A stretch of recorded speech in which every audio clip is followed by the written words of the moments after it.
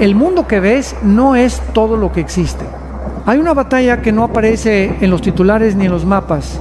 Se libra en la sala de tu casa, en los pasillos de tu trabajo, en la quietud de tu cuarto cuando apagas la luz. Es una guerra silenciosa entre la verdad y la mentira, entre la luz y las sombras, entre el Dios que te llama por tu nombre y el enemigo que susurra dudas para quebrar tu fe. Desde el principio, la estrategia favorita del adversario no ha sido el ruido, sino el engaño. No siempre llega con cuernos ni con amenazas abiertas. A menudo se disfraza de sensatez, de libertad sin límites, de una sabiduría que pone al yo en el trono. La Escritura lo dijo con claridad. Satanás se disfraza como ángel de luz, 2 Corintios 11, 14.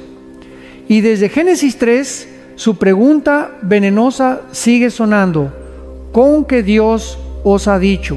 Quizá lo has sentido últimamente. No una tormenta visible, sino una neblina interna. Antes estabas seguro de lo correcto y ahora todo te parece gris.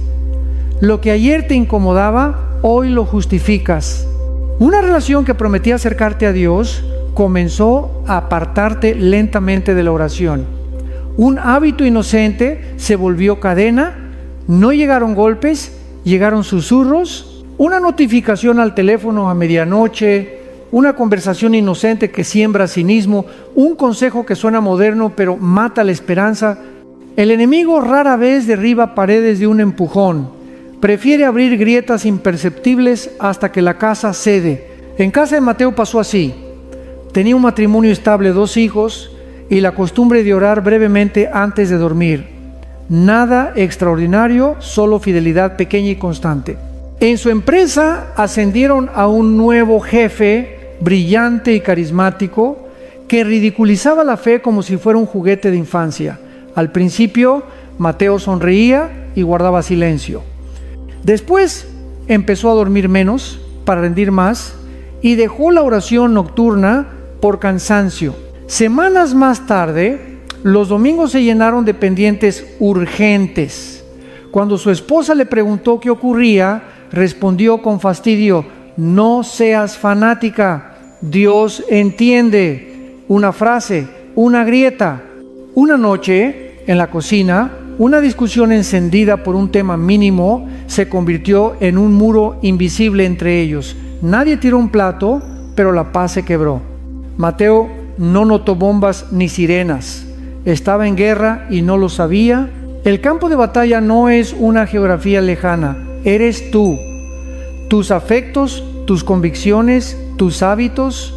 La Escritura no nos viste con armadura para un desfile, sino para combate real. Fortaleceos en el Señor y en el poder de su fuerza. Vestíos de toda la armadura de Dios para que podáis estar firmes contra las acechanzas del diablo. Efesios 6, 10, 11. Observa el lenguaje. Acechanzas, artimañas, estrategias. No es una pelea torpe, es una campaña inteligente que busca redefinir el bien y el mal, normalizar lo que hiere el alma y llamar intolerancia a la santidad. Isaías ya lo denunció. Ay de los que a lo malo dicen bueno y a lo bueno malo. Isaías 5, 20. Pero no te hablo para sembrar miedo, sino discernimiento. El pánico paraliza, el discernimiento despierta. La primera victoria del enemigo es convencerte de que no existe. Cuando logra que llames madurez a la tibieza y autenticidad a la desobediencia, ya ha ganado terreno. Por eso el Espíritu nos despierta. Sed sobrios y velad, 1 Pedro 5, 8. La sobriedad aquí no es rigidez amarga, es lucidez amorosa. Es aprender a oír de dónde viene una voz por el fruto que produce. Te empuja hacia Cristo o hacia el yo. Te abre a la verdad o te encierra en la excusa. Te conduce a la paz que guarda el corazón. Filipenses 4, 7. O a la ansiedad que te roba el sueño. Regresa a Mateo. una madrugada, incapaz de descansar, abrió su Biblia por costumbre casi olvidada. Cayó en Efesios 6 y algo dentro de él se quebró. Descubrió que llevaba semanas desarmado. Su cinturón de la verdad estaba en algún cajón, su coraza de justicia con polvo, su escudo de la fe agrietado por los dardos encendidos del cinismo. Se arrodilló en el suelo frío de la cocina, no con palabras perfectas, sino con hambre de Dios. Y allí, sin que las circunstancias cambiaran, cambió el clima de su alma. No desaparecieron los problemas, apareció una paz que no dependía de resultados. Al día siguiente, pidió perdón a su esposa, ajustó sus horarios y volvió a cuidar sus pequeñas fidelidades. No fue un milagro de luz cegadora, fue el retorno a la armadura. La guerra siguió, pero ahora él estaba despierto. Despertar es esto: llamar por su nombre a lo que entretiene pero esclaviza. Reconocer el disfraz de la mentira aunque brille. Elegir la verdad cuando duele y también cuando parece aburrida. Despertar es admitir que no puedes pelear con tus fuerzas y correr al único capitán que jamás pierde una batalla. Cristo no vino a darte una motivación pasajera, sino autoridad para resistir. Cuando Él habló, los demonios temblaron. Cuando reprendió, la enfermedad huyó. Cuando ordenó, el mar se cayó. Y cuando murió y resucitó, desarmó al enemigo donde más presumía poder, en el pecado y la muerte. Por eso, tu esperanza no es tu disciplina, aunque la necesitas, sino su victoria. Te vistes a diario, no para demostrar que eres fuerte, sino para recordar quién te sostiene. Tal vez preguntas, ¿por dónde empiezo? Empieza por lo pequeño que parece inútil y sin embargo abre puertas de cielo. Cierra la noche con la palabra, aunque sean 5 versículos, el hambre crecerá. Haz silencio 10 minutos y di: Señor, examina mis pensamientos, muéstrame por dónde se filtra la mentira. Reconcíliate pronto, no dejes que el sol se ponga sobre tu enojo. Cambia un contenido que te enturbia por uno que te edifica. Busca 2 hermanos en la fe y diles la verdad de tus luchas. La vergüenza se marchita a la luz.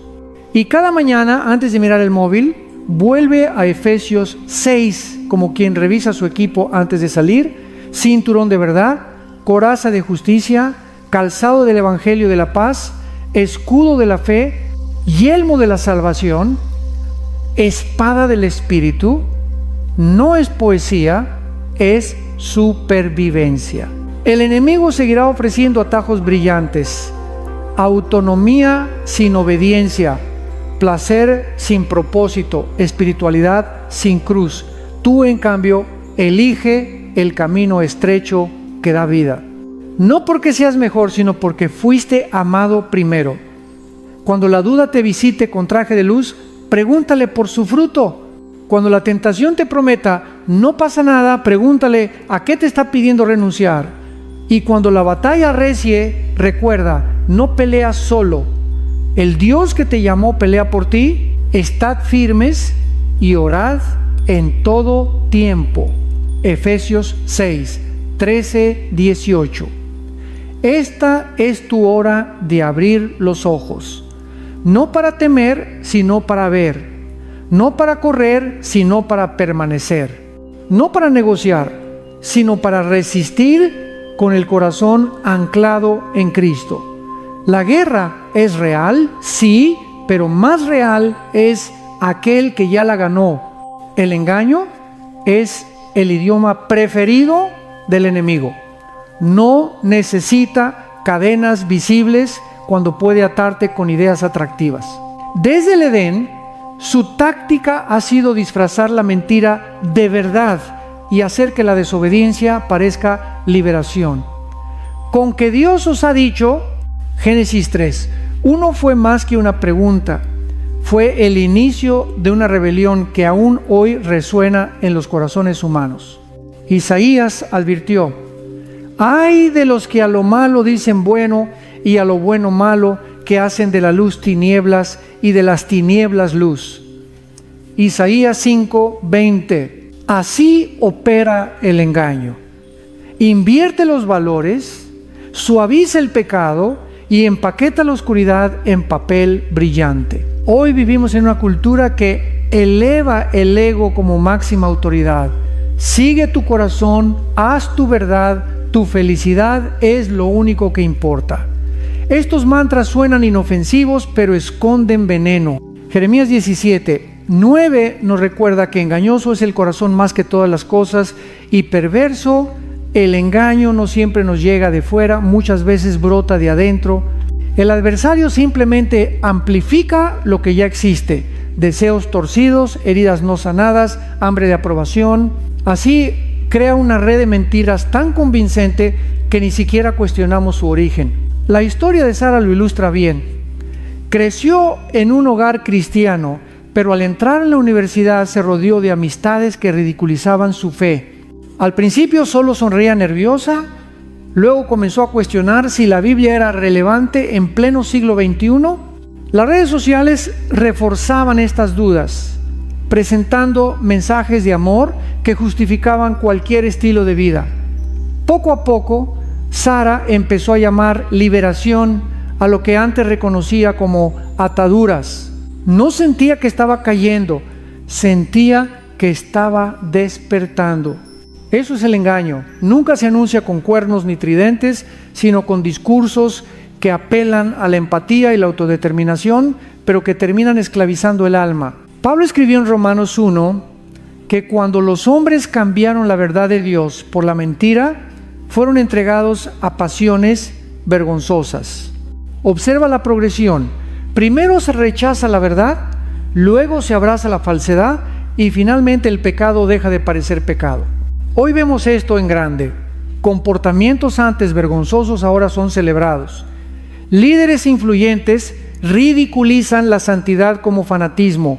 Series y canciones normalizan lo que hiere el corazón humano. Lo trágico no es solo que el mundo esté confundido, sino que muchos creyentes empiezan a aceptar estas ideas para no parecer intolerantes. El enemigo también usa ideologías disfrazadas de nobleza.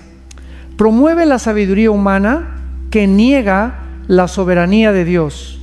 Invita a redefinir el bien y el mal según emociones momentáneas. Nos hace creer que ser libres significa no tener límites. Sin embargo, Cristo enseñó que la verdadera libertad está en la verdad. Y conoceréis la verdad, y la verdad os hará libres. Juan 8:32. La paradoja es que cuanto más rechazamos los límites divinos, más esclavos nos volvemos de nuestras pasiones. Jesús comparó esta batalla con semillas que caen en diferentes terrenos. Mateo 13. La semilla del reino es poderosa, pero si el terreno está lleno de espinas, mentiras, distracciones, placeres engañosos, el fruto nunca madura.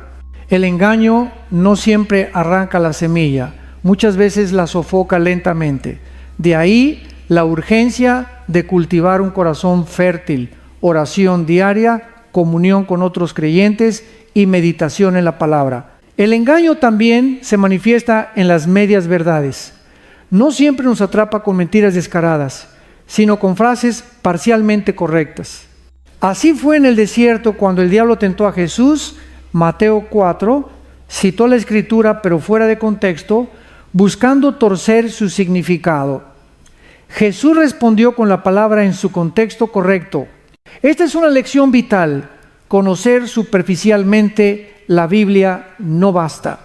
Debemos entenderla en su plenitud para no caer en trampas disfrazadas de piedad. Marta, una joven líder de iglesia, vivió esta realidad. Un predicador popular en línea comenzó a enseñar un evangelio sin arrepentimiento. Dios te ama tal como eres y nunca espera que cambies. Sonaba liberador y compasivo, así que Marta empezó a repetirlo. Pero pronto vio el fruto: personas justificando relaciones destructivas, vicios y egoísmo en nombre del amor divino. El amor de Dios es incondicional, pero también es transformador. Recibirlo siempre nos lleva a cambiar. Marta tuvo que reaprender que la gracia que no confronta el pecado no es gracia, sino licencia. El discernimiento espiritual es como un músculo, si no lo ejercitamos se atrofia. Hebreos 5:14 dice que los maduros por el uso tienen los sentidos ejercitados en el discernimiento del bien y del mal. Esto implica práctica diaria, examinar lo que escuchamos, lo que consumimos y lo que pensamos, preguntándonos siempre, ¿esto me acerca más a Cristo o me aleja? La falta de discernimiento es peligrosa porque el engaño se siente cómodo, se adapta a nuestras emociones. Además, el engaño no solo es intelectual sino emocional. Puede hacer que el corazón se endurezca poco a poco. Proverbios 4:23 nos insta: sobre toda cosa guardada, guarda tu corazón, porque de él mana la vida. Proteger el corazón significa filtrar conversaciones, contenidos y compañías que siembran incredulidad o cinismo. No se trata de vivir en burbujas, sino de reconocer que el ambiente espiritual afecta nuestra fe. En la historia bíblica vemos que el enemigo usa el engaño para dividir. Sembró envidia en Caín, resentimiento en los hermanos de José, ambición en Judas. Hoy sigue usando los mismos hilos. Un comentario malinterpretado, una ofensa no resuelta, un rumor que se esparce. Sin discernimiento, caemos en la trampa de ver a nuestros hermanos como enemigos, olvidando que nuestra lucha no es contra carne ni sangre. Efesios 6:12, pero hay esperanza. Jesús prometió que el Espíritu Santo nos guiaría a toda verdad, Juan 16:13. La mentira puede ser sofisticada, pero el Espíritu es más sabio. Nos muestra las intenciones detrás de palabras dulces, nos revela cuando una nueva enseñanza contradice el Evangelio eterno, nos alerta cuando una amistad empieza a enfriar nuestra pasión por Cristo. Él es nuestro radar espiritual. Si quieres desarrollar discernimiento, empieza reconociendo tu necesidad. Muchos caen porque creen que nunca serán engañados. La humildad es tu mejor defensa.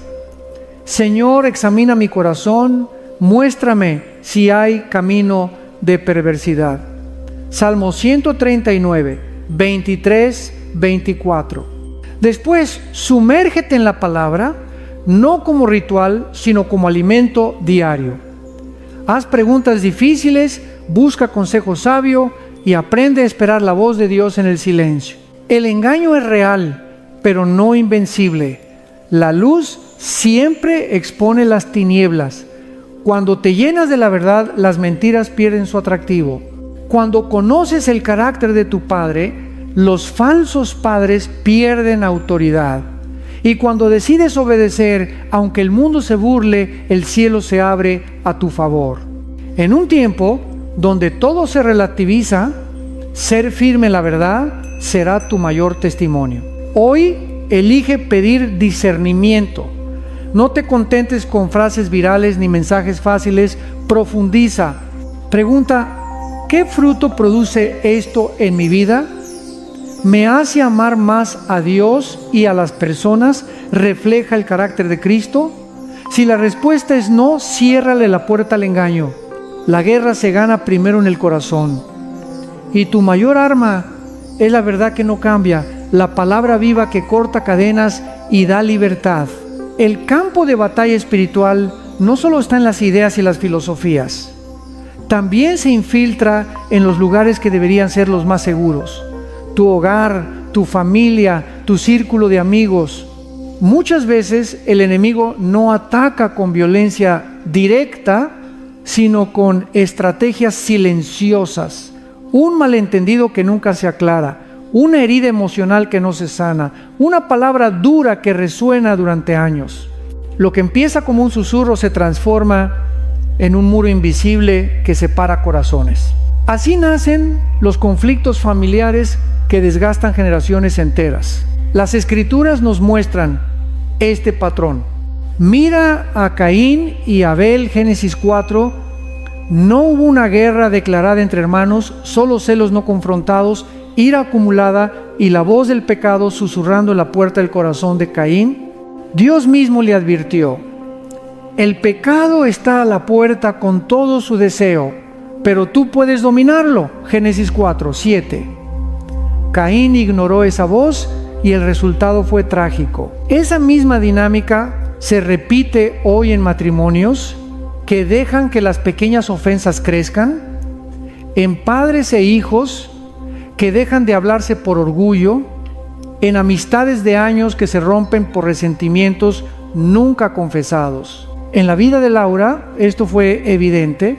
Era una madre amorosa, pero cargaba heridas de su propia infancia, abandono, críticas constantes, falta de afirmación. Sin darse cuenta, repitió esas mismas actitudes con sus hijos. Su esposo estaba agotado emocionalmente y poco a poco la atmósfera de su casa se llenó de tensión. No había gritos ni violencia física, pero había frialdad, distancia y palabras sarcásticas que herían más que los golpes. Laura se consideraba una buena cristiana porque asistía a la iglesia cada domingo, pero en casa había levantado muros imposibles de escalar. No fue hasta que buscó ayuda y permitió que Dios sanara sus heridas que empezó a ver cambios, reconciliación y una paz que no había sentido en años. El enemigo ama sembrar división porque sabe que un hogar dividido pierde fuerza. Jesús mismo dijo: todo reino dividido contra sí mismo queda asolado, y toda ciudad o casa dividida contra sí misma no permanecerá. Mateo 12:25. Por eso, sus ataques más sutiles no siempre son doctrinales, sino relacionales. Quiere hacerte desconfiar de tu cónyuge, ver a tus hijos como cargas, sentir a tus padres como enemigos, romper amistades clave que te edifican. Y si no estás atento, caerás en la trampa de luchar contra carne y sangre, cuando tu verdadera lucha es contra las tinieblas espirituales. Efesios 6:12. En el ámbito de las amistades, la estrategia es igual. El enemigo sabe que los buenos amigos son un regalo de Dios. Mejores son dos que uno, porque si caen, el uno levantará a su compañero. Eclesiastés 4:9-10. Por eso siembra celos, competencia y chismes. Basta una interpretación equivocada de un mensaje de texto, una conversación escuchada fuera de contexto, para que una amistad valiosa se quiebre. Satanás no siempre destruye relaciones con grandes escándalos. A veces basta con pequeñas semillas de desconfianza que dejamos crecer sin confrontar. Las familias cristianas tampoco son inmunes. Muchas veces los hogares que proclaman fe son los que más sufren batallas internas. Esto no significa que Dios no esté presente, sino que el enemigo reconoce el potencial de esos hogares. Si puede apagar el fuego de la fe en casa, logrará que generaciones enteras se enfríen. De allí la importancia de no conformarse con apariencias. Ir a la iglesia los domingos no sustituye una cultura diaria de oración, perdón y comunicación honesta. La Biblia también nos enseña que no todas las divisiones son evidentes. Pablo habla en 2 Corintios 2:11 de que no debemos ignorar las maquinaciones de Satanás. Él puede usar el silencio para enfriar corazones, la rutina para apagar la pasión o las cargas financieras para generar resentimiento entre esposos. A veces creemos que nuestras discusiones son solo cosas de pareja o cosas de familia, cuando en realidad hay fuerzas espirituales avivando el fuego detrás de escena. Sin embargo, Dios no nos deja indefensos. El Evangelio no solo nos reconcilia con Él, sino también entre nosotros.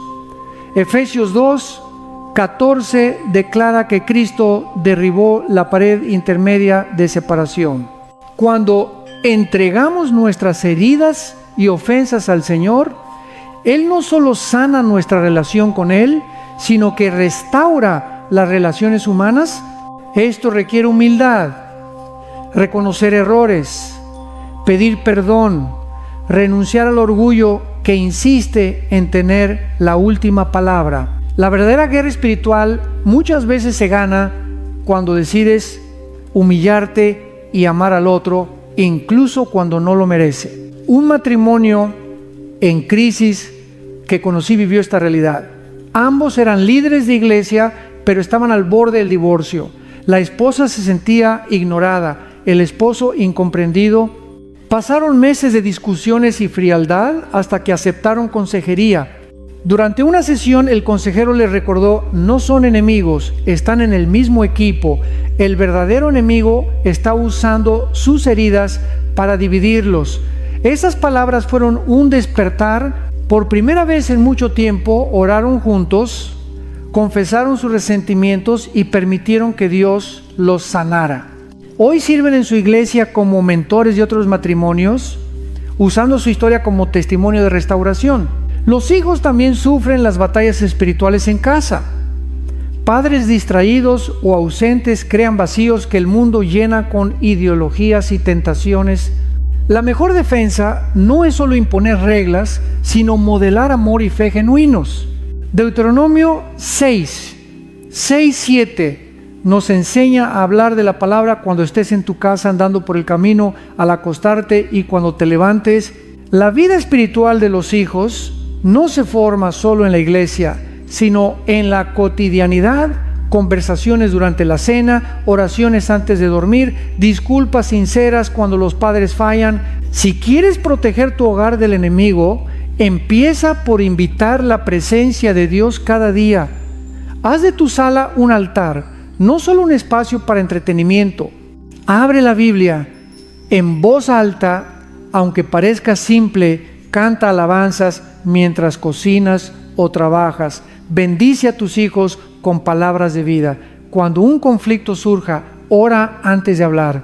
Esto no hace desaparecer las diferencias, pero abre la puerta al Espíritu Santo para que gobierne. Los amigos también son parte de tu familia espiritual. Escoge bien a tus compañeros más cercanos, porque su influencia es poderosa. Proverbios 13:20 dice: el que anda con sabios, sabio será, mas el que se junta con necios será quebrantado. Examina tus relaciones, ¿te acercan más a Cristo o enfrían tu fe?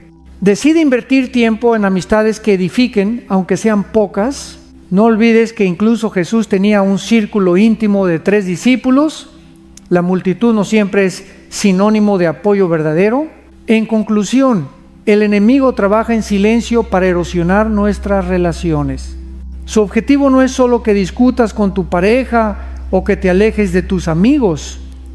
Quiere aislarte, porque un cristiano aislado es más vulnerable. Pero en Cristo tenemos armas poderosas: el perdón, la humildad, el amor sacrificial y la oración constante. Si tu familia está bajo ataque, no te resignes. Pide ayuda, rompe el silencio, invita a Dios a reinar en cada rincón de tu hogar. Cuando Cristo es el centro, incluso las grietas más profundas pueden convertirse en puertas para su gloria. El engaño no se limita a sembrar confusión. Es una semilla que, cuando se deja crecer, produce fruto amargo. Uno de esos frutos más visibles es la mentira sistemática. No solo decir mentiras, sino vivir en ellas. Al principio, una persona puede justificar su engaño: no hago daño a nadie. Es solo una exageración. Nadie necesita saberlo todo. Pero las Escrituras son claras: el diablo, no hay verdad en él, porque es mentiroso y padre de mentira. Juan 8:44. Cada mentira, aunque parezca inofensiva, es una conexión con la naturaleza del enemigo. En una ciudad pequeña había un hombre llamado Rafael que trabajaba en ventas. Al principio empezó a exagerar detalles para cerrar negocios más rápido. Es marketing, se decía a sí mismo. Con el tiempo, su habilidad para mentir se convirtió en su herramienta principal. Llegó a inventar títulos falsos, historias ficticias y hasta certificados inexistentes. Mientras más mentía, más éxito aparente tenía. Pero por dentro, Rafael sentía un vacío cada vez más profundo. Su conciencia, que antes le incomodaba, ahora estaba callada. Un día, su engaño fue descubierto públicamente, perdió clientes, amistades y reputación. Esa caída lo llevó a llorar ante Dios y reconocer que había vivido en una burbuja de engaños que lo esclavizó. Lo que parecía una simple estrategia de negocio se convirtió en una cárcel espiritual. Así opera el engaño. Convierte lo negro en gris y luego en blanco. El corazón engañado no reconoce su propia falsedad. Isaías 44 describe al idólatra que fabrica su propio ídolo, lo adora y luego no entiende que está engañado por su propio corazón. La mentira no solo es externa, nos transforma internamente hasta que ya no distinguimos la verdad. Pablo nos enseña que los hijos de Dios son llamados a despojarse del viejo hombre y vestirse del nuevo hombre creado según Dios en justicia y santidad de la verdad. Efesios 4, 22, 24.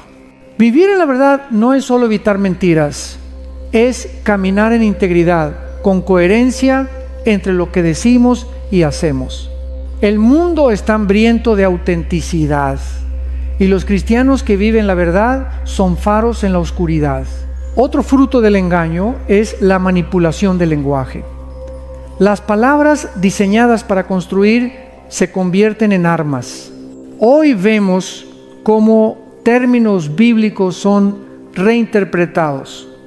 Amor se convierte en permisividad, gracia en excusa para pecar, libertad en licencia para el ego. Este cambio de significado es estratégico. Si el enemigo logra alterar el lenguaje, puede redefinir valores sin resistencia. La cultura actual celebra frases como mi verdad en lugar de la verdad, debilitando la noción de absolutos divinos. Pero Jesús dijo, yo soy el camino, la verdad y la vida. Juan 14, 6. La verdad no es relativa ni negociable, es una persona. Cristo mismo, María, una joven universitaria, luchó con esto. En su clase de filosofía le enseñaron que la moralidad es subjetiva, que lo correcto depende de cada cultura. Al principio la idea le parecía liberadora, pero al enfrentarse con situaciones reales, traición de amistades, injusticias en su comunidad, se dio cuenta de que si la moralidad es relativa, nadie puede reclamar justicia. La relatividad del bien y el mal no trae paz, sino caos. Ese despertar la llevó a buscar una verdad firme y eterna y la encontró en la palabra de Dios. El engaño también se alimenta de medias verdades. Satanás citó la Biblia cuando tentó a Jesús en el desierto, Mateo 4, pero lo hizo fuera de contexto. Así actúa hoy. Ofrece versículos aislados para justificar comportamientos contrarios al corazón de Dios. Por eso es vital conocer la Escritura en su totalidad. No basta con memorizar frases. Necesitamos comprender el carácter de Dios que les da vida. La mentira no solo afecta nuestra relación con Dios, destruye relaciones humanas. Cuando alguien se convierte en maestro de la manipulación, la confianza se erosiona. Los matrimonios se rompen cuando la deshonestidad entra. Las amistades se enfrían cuando se descubre una traición. El libro de Proverbios advierte: 6 cosas aborrece Jehová: los ojos altivos, la lengua mentirosa. Proverbios 6, 16, 17. Mentir no es una debilidad humana sin consecuencias, es una raíz de división y dolor, pero el fruto más peligroso del engaño es que endurece el corazón. Al principio, la mentira produce incomodidad. Luego se vuelve normal. La conciencia se apaga y la persona ya no siente el peso de su pecado. Pablo describe a aquellos que perdieron toda sensibilidad. Efesios 4, 19. Esta es una señal de alarma espiritual. Cuando ya no hay convicción, estamos en terreno peligroso. A pesar de todo, hay esperanza. La verdad no solo expone el engaño, también sana. Jesús dijo: conoceréis la verdad y la verdad os hará libres. Juan 8, 32. Ser confrontados por la verdad duele, pero es el primer paso hacia la restauración. La historia de Rafael no terminó en ruina. Su arrepentimiento lo llevó a reconstruir su vida sobre honestidad. Con el tiempo, Dios le devolvió una reputación no basada en apariencias, sino en integridad. La iglesia está llamada a ser una comunidad donde se habla verdad en amor. Efesios 4:15. No se trata de usar la verdad como un martillo para condenar, sino como una luz que guía. Jesús nunca comprometió la verdad, pero siempre la comunicó con gracia. Cuando habló con la mujer samaritana, Juan 4, expuso su pasado doloroso sin humillarla. La verdad reveló su necesidad de salvación y abrió su corazón. Hoy necesitamos creyentes valientes que rechacen la mentira cultural y vivan en transparencia. Esto comienza con nosotros. Admitir nuestras propias áreas de engaño. A veces no mentimos a otros, pero sí a nosotros mismos. Estoy bien, puedo con esto solo, no necesito ayuda. La honestidad delante de Dios es liberadora. Mientras callé, se envejecieron mis huesos, mi pecado te declaré y tú perdonaste la maldad de mi pecado. Salmo 32, 3-5. Vivir en la verdad es un acto de guerra espiritual. Cada vez que eliges la honestidad en lugar de la manipulación, das un golpe al reino de las tinieblas. Cada vez que expones la mentira con amor, traes luz a un ambiente oscuro. Y cuando permites que Cristo limpie tus propias áreas ocultas, te conviertes en un canal de libertad para otros. La invitación de hoy es simple pero profunda. Pide a Dios que te muestre cualquier área de autoengaño. Atrévete a confesar, a pedir perdón, a rendir hábitos de manipulación. La verdad puede doler, pero siempre sana. El engaño promete seguridad, pero termina en esclavitud. La verdad duele al principio, pero trae paz y libertad. Escoge bien qué fruto quieres que crezca en tu vida. El engaño abre la puerta a otros frutos del reino de las tinieblas: el odio, la rebelión y el orgullo. Estas no son simples emociones o actitudes pasajeras. Son raíces profundas que transforman el carácter y destruyen todo lo que tocan. Al igual que el veneno, comienzan en pequeñas dosis, pero si no se tratan, se convierten en una fuerza devastadora. El odio no siempre es explosivo. A menudo es frío, calculado, disfrazado de indiferencia. Puede empezar como una herida no sanada, un resentimiento que no fue entregado a Dios. El enemigo sabe que cuando guardamos amargura, nuestro corazón se convierte en terreno fértil para su obra. Hebreos 12:15 advierte: mirad bien, no sea que alguno deje de alcanzar la gracia de Dios, que brotando alguna raíz de amargura os estorbe y por ella muchos sean contaminados. Un corazón lleno de odio no solo destruye relaciones, también nos roba paz, alegría y propósito. La historia de Absalón, hijo de David, es un claro ejemplo. Su odio hacia su hermano Amnón y su resentimiento hacia su padre lo llevaron a conspirar, a asesinar y finalmente rebelarse. Lo que comenzó como una herida personal se convirtió en una guerra civil que trajo muerte y dolor a todo Israel. 2 Samuel 13:18. Este relato bíblico nos recuerda que el odio nunca permanece oculto, crece, se extiende y contamina a quienes nos rodean. Junto al odio surge la rebelión. No es simplemente desobedecer reglas, es una actitud profunda de rechazo hacia todo lo que representa autoridad, corrección y orden. Proverbios 15:10 afirma: la corrección es molesta al que deja el camino, y el que aborrece la reprensión morirá. La rebelión es, en esencia, querer ser nuestro propio Dios. Satanás mismo cayó por esta actitud. Subiré al cielo y seré semejante al Altísimo. Isaías 14:13-14. Cuando el hombre adopta esa postura, rompe el diseño divino y abre la puerta al caos. En nuestra cultura actual, la rebelión se ha romantizado, se presenta como valentía, autenticidad o autoafirmación, pero la Biblia muestra que el espíritu de rebelión trae destrucción. Saúl, el primer rey de Israel, perdió su reino no por un error administrativo, sino por su rebelión contra las órdenes de Dios. Samuel le dijo: porque como pecado de adivinación es la rebelión, y como ídolos e idolatría la obstinación. 1 Samuel 15, 23. En otras palabras, la rebelión no es una simple diferencia de opinión, es idolatría. El orgullo es otro fruto que alimenta la oscuridad. Es la raíz de todo pecado, porque coloca al yo en el centro. El orgullo dice: no necesito a Dios, mi opinión es más importante que su palabra, mi justicia es suficiente. Santiago 4, 6 nos recuerda: Dios resiste a los soberbios y da gracia a los humildes. El orgullo nos ciega nuestra condición y nos separa de la gracia. Lucifer se convirtió en Satanás no por debilidad, sino por orgullo.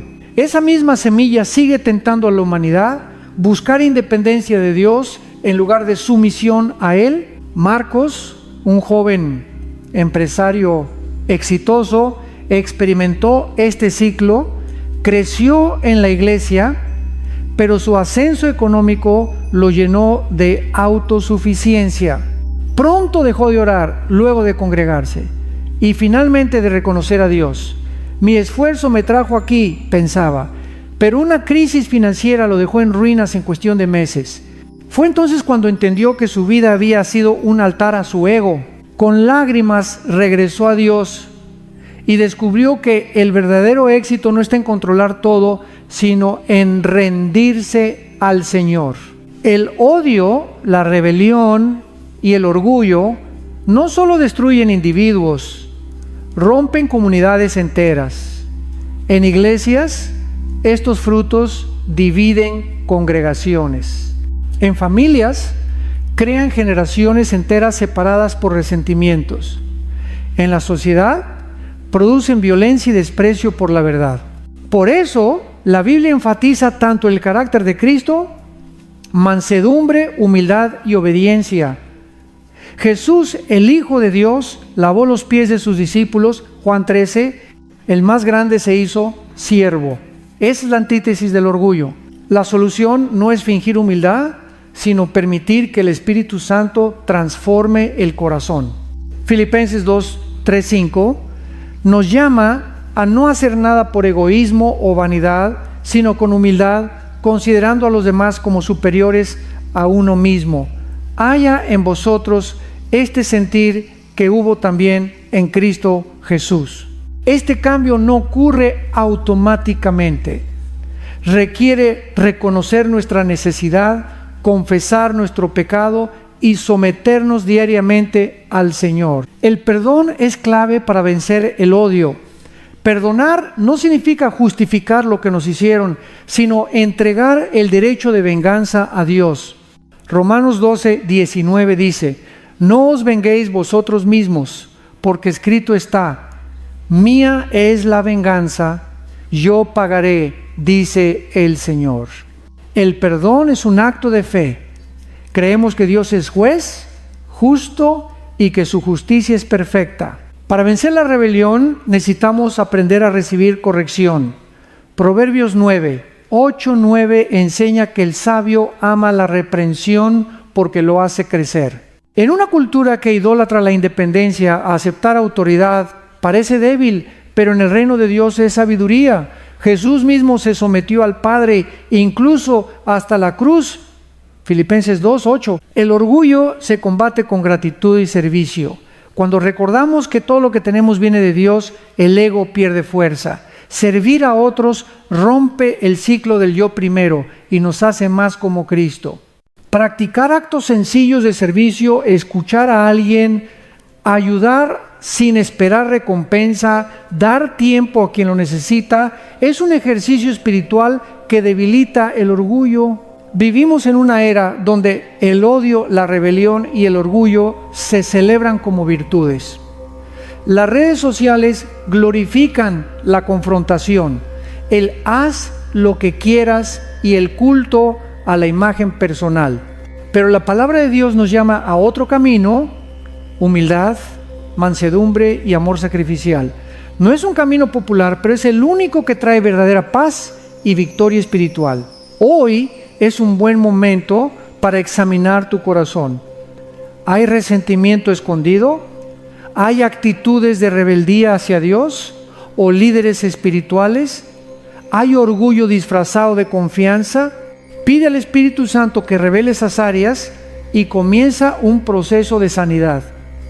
El reino de Dios no crece en corazones endurecidos, florece en corazones quebrantados.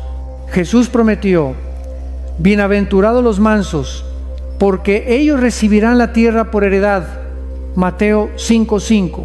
Este es el fruto que queremos. No odio que destruye, sino amor que restaura. No rebelión que divide, sino obediencia que edifica. No orgullo que aísla, sino humildad que atrae la gracia. La oscuridad no se detiene en el odio, la rebelión y el orgullo.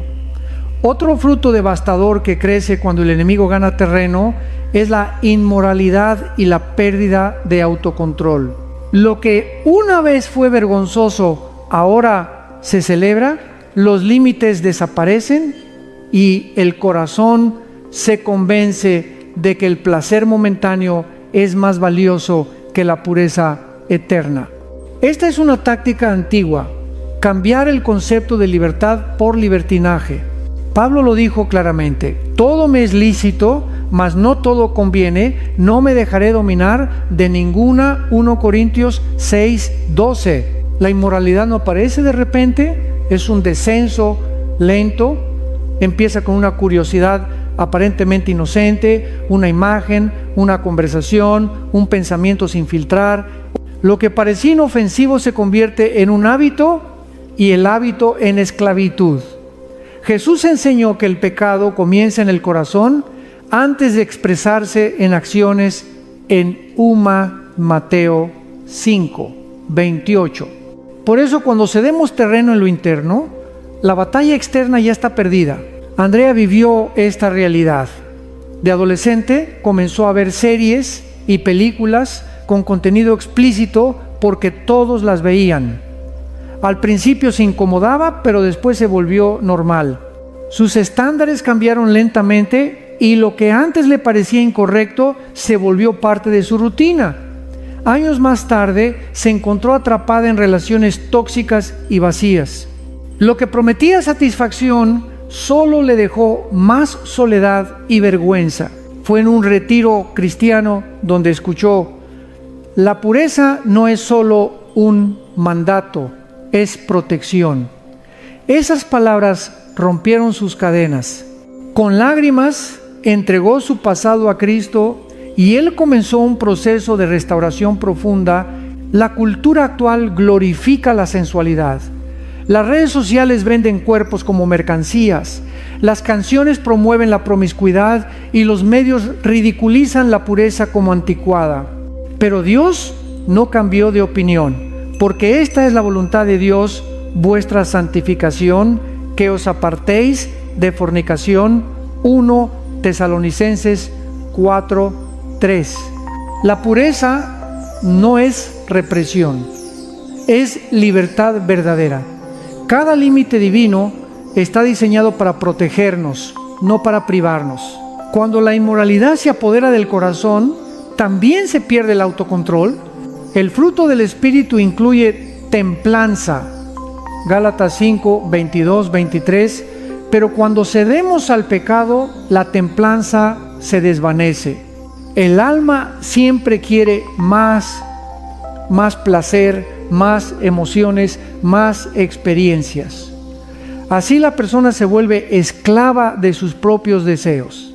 Jesús dijo: todo aquel que hace pecado, esclavo es del pecado. Juan 8:34. Esta esclavitud no siempre se ve Puede estar escondida detrás de una sonrisa, un estatus social alto o una vida aparentemente exitosa.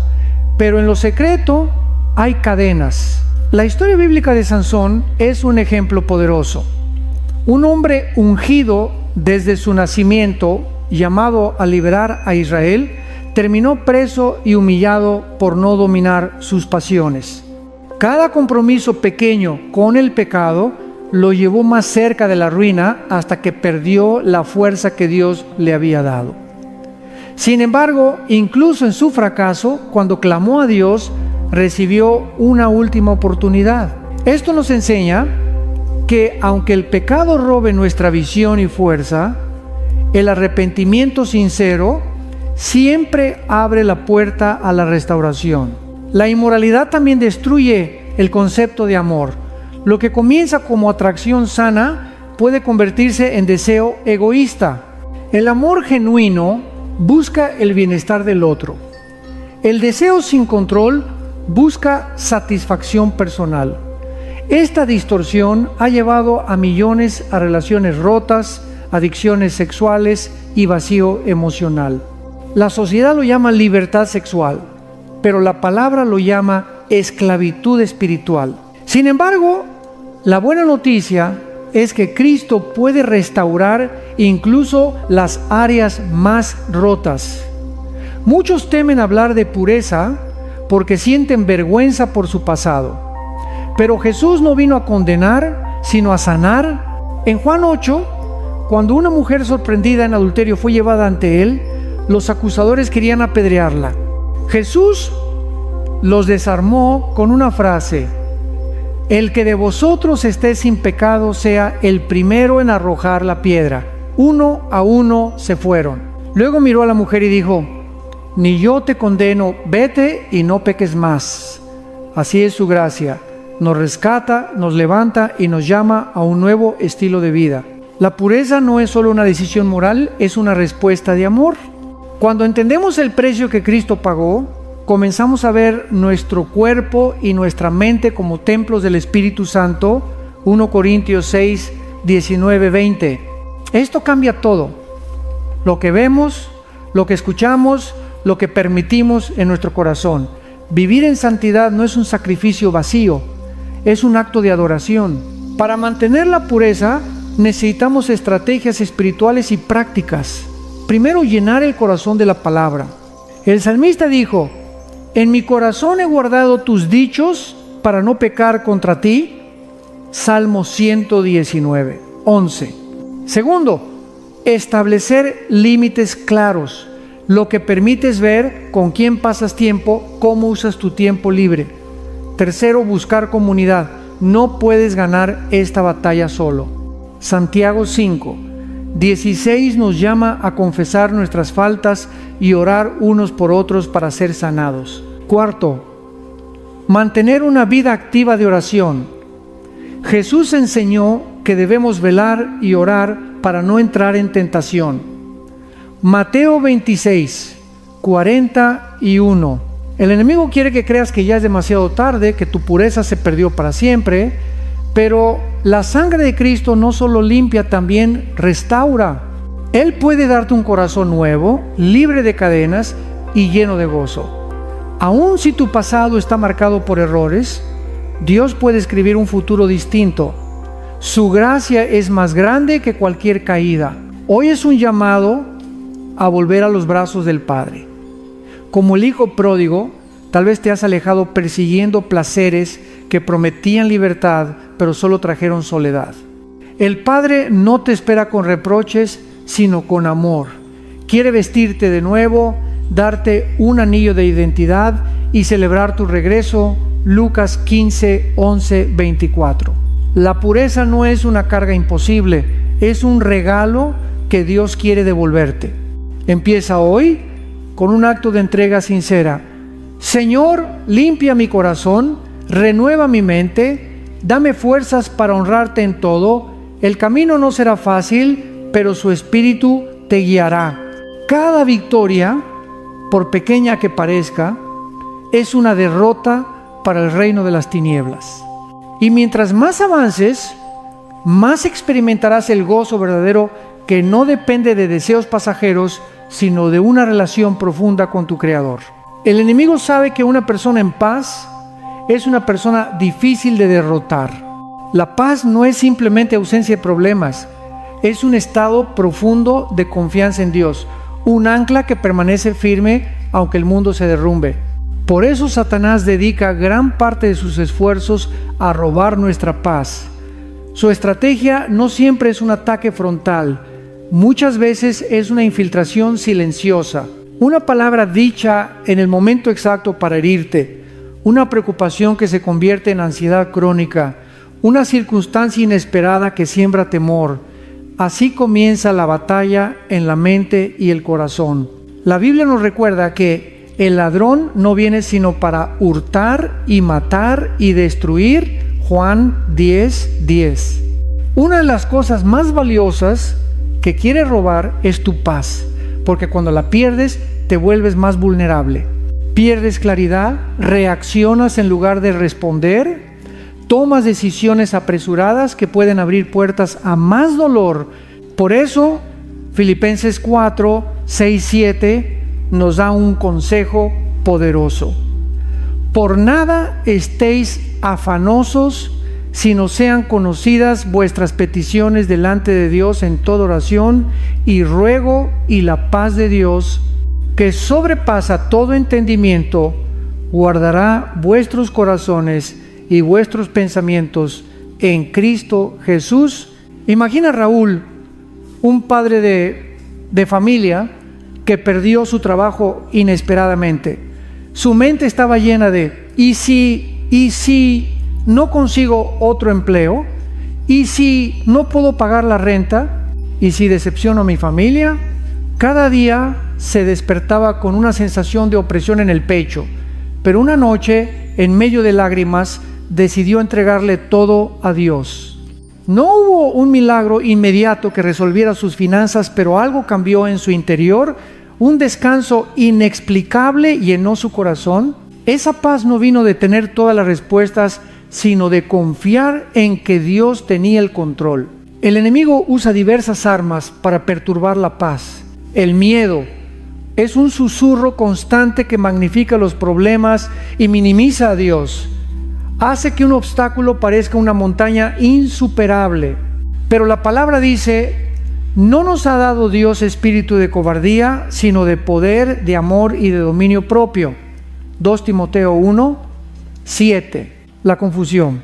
Satanás ama el caos mental.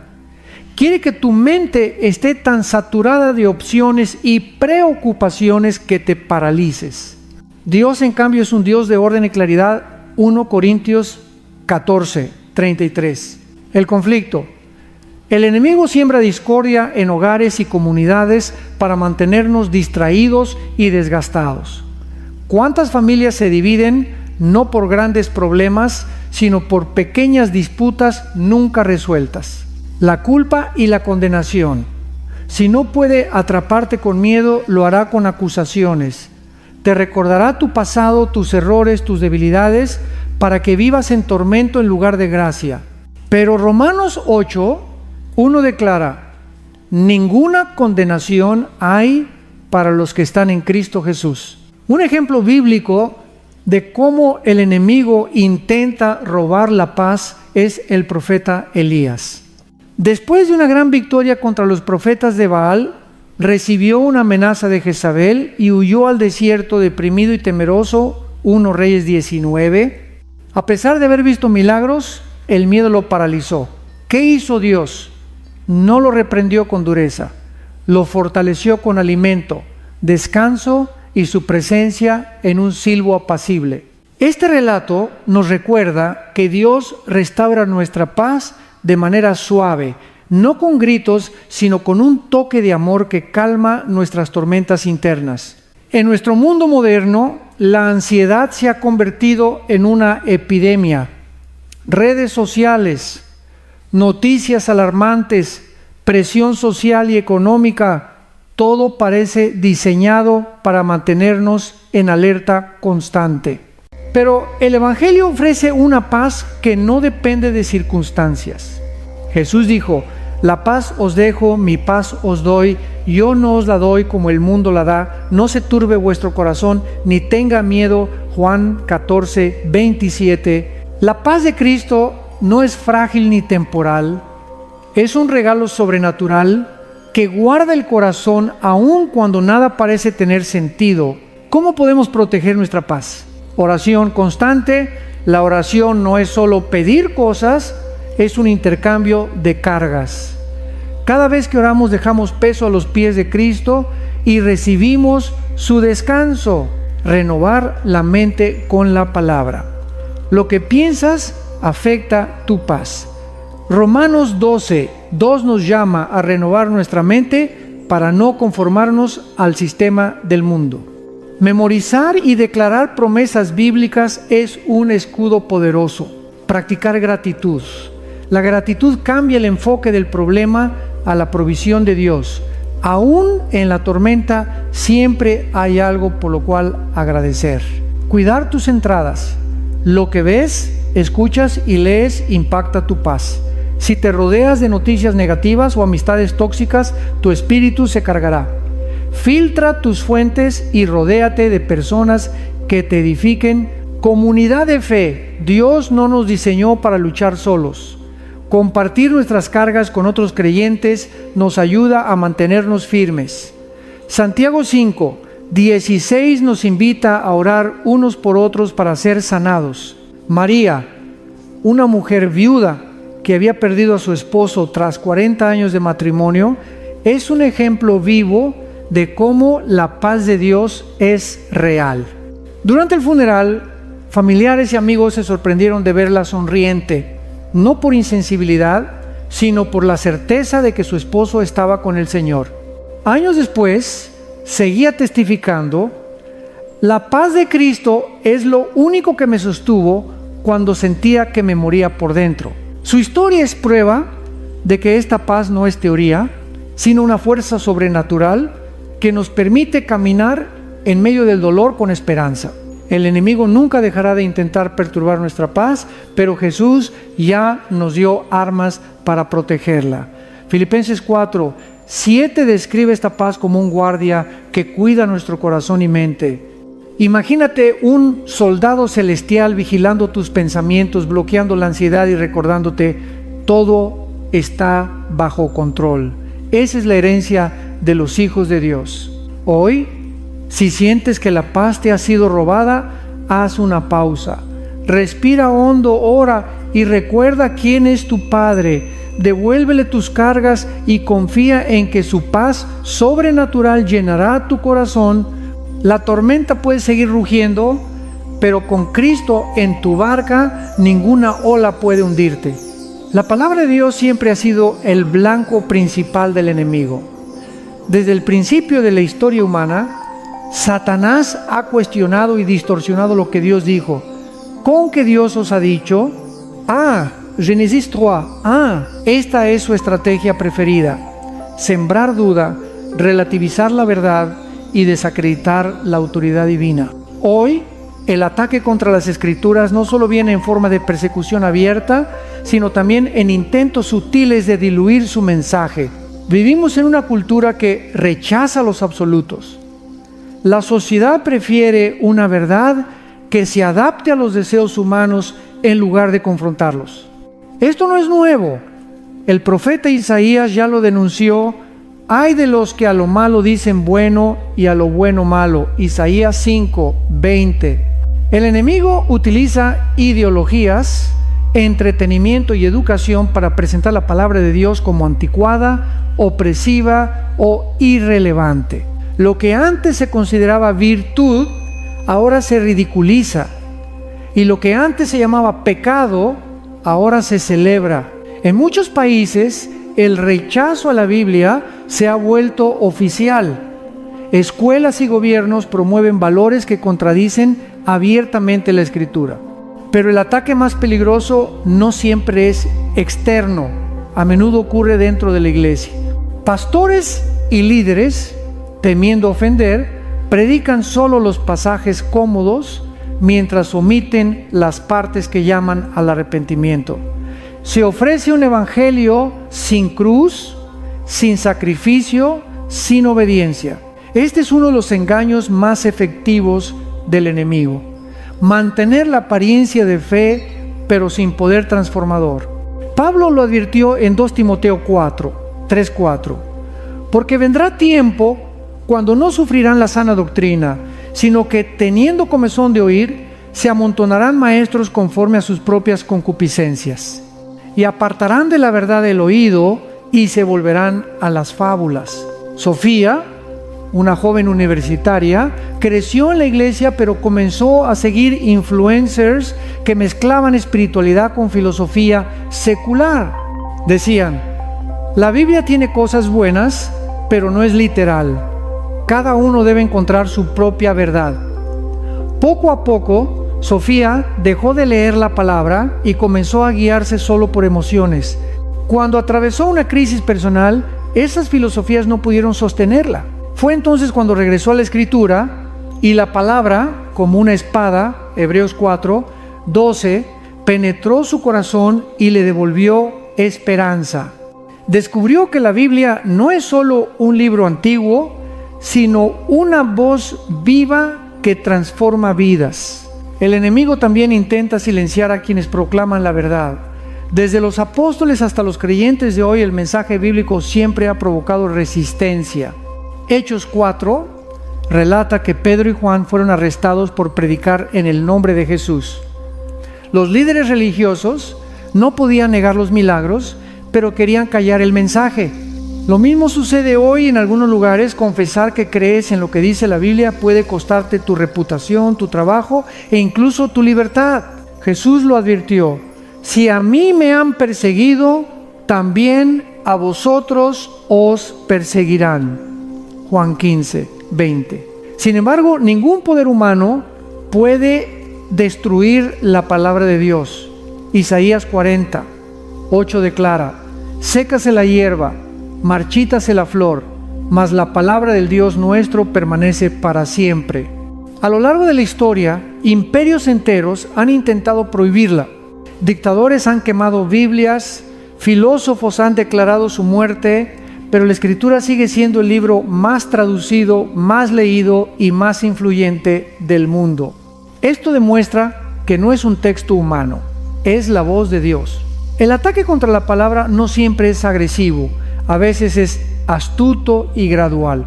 El enemigo sabe que si no puede destruirla, puede distorsionarla. En el desierto, Satanás tentó a Jesús usando versículos fuera de contexto. Mateo 4:6.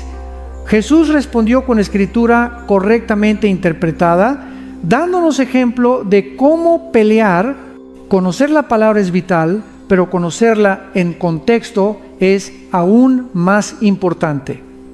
El diablo no teme a quienes poseen una Biblia, teme a quienes la leen, creen y aplican. Hay 3 formas en que podemos resistir este ataque: estudiar y memorizar la Escritura. El salmista dijo: en mi corazón he guardado tus dichos para no pecar contra ti. Salmo 119:11. Memorizar versículos no es un ritual vacío, es armar nuestro espíritu para el día de la batalla. Vivir la palabra, Santiago 1:22 nos llama a ser hacedores de la palabra y no tan solamente oidores. Leerla sin practicarla es como mirar un espejo y luego olvidar tu reflejo. Defender la verdad con amor. No basta con tener conocimiento, debemos compartirlo con humildad. 1 Pedro 3:15 nos exhorta a estar siempre preparados para dar razón de nuestra fe, pero con mansedumbre y respeto. Un ejemplo histórico de este poder es William Tyndale, quien tradujo la Biblia al inglés en el siglo XVI. Fue perseguido y ejecutado por hacer accesible la palabra al pueblo común. Hoy, millones leen la Biblia gracias a su sacrificio.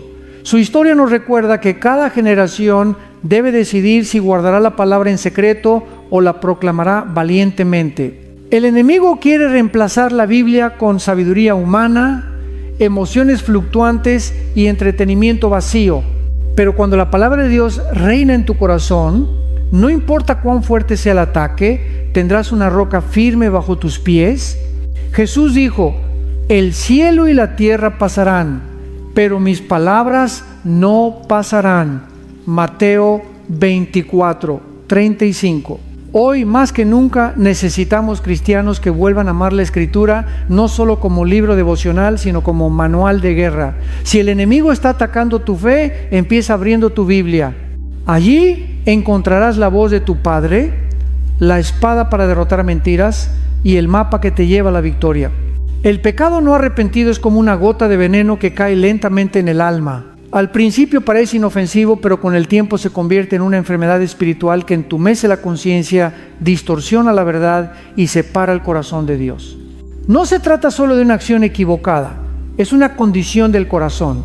Cuando dejamos de arrepentirnos, el pecado pasa de ser un tropiezo ocasional a convertirse en una prisión invisible. El apóstol Pablo advirtió en Romanos 6:23 que la paga del pecado es muerte. Esta muerte no siempre es inmediata ni física, comienza en lo espiritual. Cada vez que ignoramos la voz de Dios, algo dentro de nosotros se apaga. La culpa que antes nos incomodaba se desvanece, la sensibilidad al Espíritu Santo disminuye y lo que antes nos parecía malo se vuelve normal. Este proceso es lo que la Biblia llama endurecimiento del corazón. Hebreos 3:13 nos exhorta: exhortaos los unos a los otros cada día para que ninguno de vosotros se endurezca por el engaño del pecado. Tomemos como ejemplo a Saúl, el primer rey de Israel. Su historia comenzó con humildad, pero con el tiempo se volvió desobediente y orgulloso. Cuando el profeta Samuel lo confrontó por no obedecer las instrucciones de Dios, Saúl prefirió justificar sus acciones en lugar de arrepentirse. Esa actitud marcó el inicio de su caída. Lo trágico no fue su pecado, sino su falta de arrepentimiento. Su corazón se endureció al punto de alejarse completamente de la voz de Dios. 1 Samuel 15. Así actúa el pecado no arrepentido. Empieza con pequeñas concesiones. Un pensamiento que no filtramos, una mentira que justificamos, una relación que sabemos que no agrada a Dios pero decidimos mantener. Poco a poco esas pequeñas decisiones crean un patrón. Y cuando llega el momento de confrontación, en vez de confesar, nos defendemos. Este es el ciclo mortal: pecado, justificación, endurecimiento. La persona atrapada en pecado, no arrepentido, también experimenta autoengaño. Jeremías 17:9 describe el corazón humano como engañoso y perverso. Sin la guía del Espíritu Santo, podemos llegar a creer que estamos bien mientras estamos lejos de Dios. Este autoengaño se refuerza cuando nos comparamos con otros. Al menos yo no soy tan malo como... Esa es una mentira peligrosa porque nos lleva a medirnos según estándares humanos, no según la santidad de Dios. El pecado no arrepentido no solo afecta nuestra relación con Dios, también destruye nuestras relaciones humanas. Genera desconfianza, culpa y distanciamiento. David experimentó esto cuando pecó con Betsabé. Durante un tiempo guardó silencio, pero describió su estado espiritual así: mientras callé, se envejecieron mis huesos en mi gemir todo el día. Salmo 32:3. Su salud emocional y física estaba deteriorada porque su alma cargaba el peso del pecado oculto. Sin embargo, cuando confesó, encontró perdón y restauración. Muchos hoy caminan con sonrisas aparentes, pero por dentro están agotados por el peso de pecados no confesados. La vergüenza les dice que es mejor ocultarlo, que Dios no puede perdonar lo que hicieron. Pero esa es otra mentira del enemigo. 1 Juan 1:9 nos asegura: si confesamos nuestros pecados, Él es fiel y justo para perdonar nuestros pecados y limpiarnos de toda maldad. El arrepentimiento no es un castigo, es una puerta a la libertad. El peligro del pecado no arrepentido también está en su capacidad de aislar. La persona que vive así tiende a alejarse de la comunidad de fe, evita conversaciones profundas y prefiere la soledad. Este aislamiento crea un terreno fértil para más tentaciones y mentiras. Por eso Santiago 5:16 nos llama a confesar nuestras faltas unos a otros y orar unos por otros. La confesión no es solo vertical entre tú y Dios, sino también horizontal con personas maduras de confianza. Dios diseñó la iglesia como un lugar de sanidad, no de condenación. Marcos, un joven líder de alabanza, cayó en adicción a la pornografía. Al principio se prometía a sí mismo que lo dejaría cuando quisiera, pero pasaron meses, luego años. Llegó un punto donde seguía sirviendo en público mientras su corazón se secaba en lo secreto. Su vida espiritual estaba apagada y pensó que ya no había esperanza. Un día decidió confesarlo a su pastor. En vez de recibir condena, recibió acompañamiento y oración.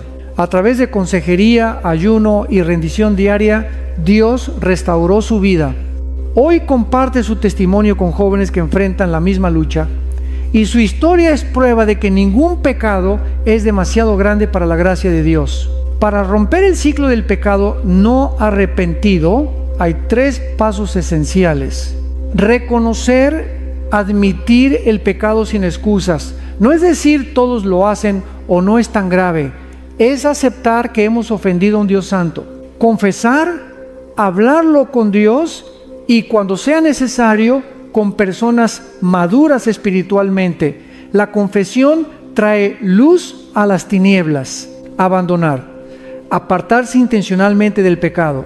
Esto puede implicar cortar relaciones tóxicas, cambiar hábitos y buscar ayuda profesional si es necesario. El arrepentimiento verdadero no es solo sentir remordimiento, es un cambio de dirección. La palabra arrepentirse en griego metanoia significa cambio de mente. Es mirar el pecado como Dios lo ve, odiarlo y correr hacia la gracia. No importa cuánto tiempo hayas caminado con un corazón endurecido, siempre hay un camino de regreso. El hijo pródigo en Lucas 15 tocó fondo antes de recordar que en la casa de su padre había abundancia. Su arrepentimiento comenzó cuando dijo: me levantaré e iré a mi padre. Y el padre no lo recibió con reproches, sino con un abrazo. Así es nuestro Dios, un padre dispuesto a restaurar, no a rechazar. Hoy, si sientes que has estado atrapado en pecado sin arrepentimiento, da el primer paso. No escuches la voz que dice que ya es tarde o que eres demasiado indigno. La cruz de Cristo es suficiente para limpiar incluso las manchas más oscuras. Venid luego, dice Jehová, y estemos a cuenta. Si vuestros pecados fueren como la grana, como la nieve, serán emblanquecidos. Isaías 1:18.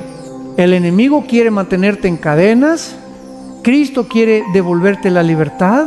El espíritu de manipulación y control es una de las herramientas más astutas del reino de las tinieblas. No siempre se presenta con violencia o autoridad explícita. Muchas veces se disfraza de preocupación, amabilidad o aparente liderazgo espiritual. Su meta es la misma: dominar, someter y robar libertad.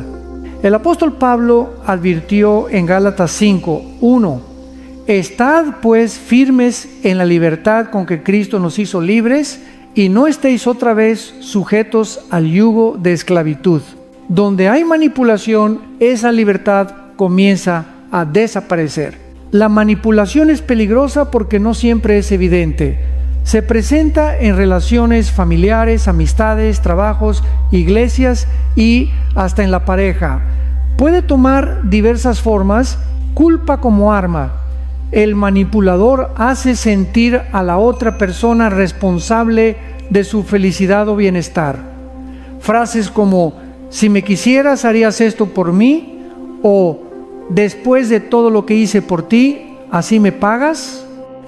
Son típicas. Verdades a medias. Distorsiona información para mantener control. oculta detalles, exagera situaciones o inventa historias para justificar su posición. Miedo y amenazas veladas. No siempre son gritos o violencia física. Pueden ser miradas, silencios estratégicos o insinuaciones que generan temor, aprobación condicionada. El manipulador elogia solo cuando obtiene lo que quiere. Esto crea dependencia emocional, pues la víctima empieza a buscar esa aprobación a toda costa. Aislamiento. Aleja a la persona de amigos, familia o cualquier influencia que pueda abrirle los ojos. Cuanto más aislada está la víctima, más vulnerable se vuelve. En la Biblia vemos ejemplos claros de manipulación. Jezabel, esposa del rey Acab, es una figura clásica de control. Ella no solo influyó en su esposo, sino que manipuló al reino entero para imponer idolatría y matar profetas. 1 Reyes 18:21. Su espíritu sigue operando hoy. Busca intimidar, dividir y silenciar a quienes defienden la verdad. Este espíritu también puede infiltrarse en entornos religiosos. Jesús denunció a los fariseos porque imponían cargas pesadas sobre la gente mientras ellos mismos no las tocaban. Mateo 23:4.